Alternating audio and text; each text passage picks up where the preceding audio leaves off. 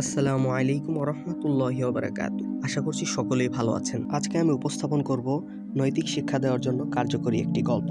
একদিন তিনজন বন্ধু একসাথে মরুভূমি পাড়ি দিচ্ছিল। তারা ছিল খুবই গরিব এবং তাদের কাছে খাবার বা পানি কিছুই ছিল না। দীর্ঘ পথ চলার পর তারা খুব ক্লান্ত ও ক্ষুধার্ত হয়ে পড়ে। হঠাৎ করে তারা একটি খেজুর গাছ দেখতে পায়। গাছটিতে প্রচুর পাকা খেজুর ঝুলেছিল। তারা তিনজন খুশি হয়ে গাছের নিচে বসে পড়ে এবং ঠিক করে যে গাছ থেকে খেজুর পেড়ে খাবে। কিন্তু খেজুর ভাগ করার সময় এক সমস্যায় পড়ে। প্রত্যেকেই দাবি করে সে সবচেয়ে বেশি খেজুর পাবে। তাদের মধ্যে একজন প্রস্তাব করে, চলো রাতে আমরা ঘুমাই এবং স্বপ্ন দেখি।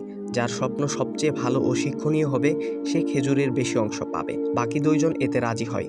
রাতে তারা ঘুমিয়ে পড়ে এবং সকালে উঠে একে একে স্বপ্নের কথা বলতে থাকে। প্রথমজন বলে, আমি স্বপ্নে দেখলাম আমি জান্নাতে চলে গেছি। সেখানে আমি সোনার গাছের নিচে বসে খেজুর খাচ্ছি।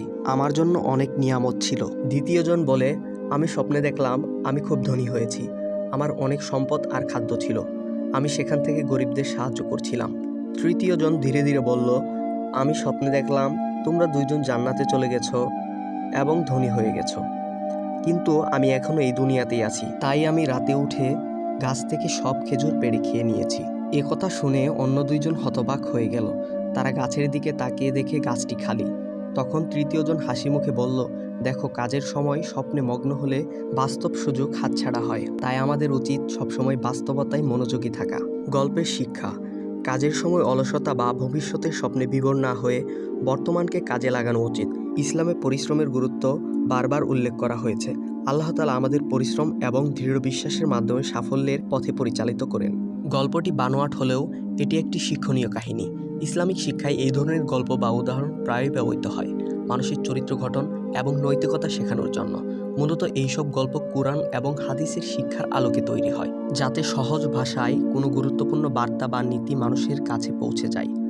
গল্পটির মূল শিক্ষা হলো স্বপ্ন বা কল্পনার চেয়ে বাস্তবে কাজ করার গুরুত্ব।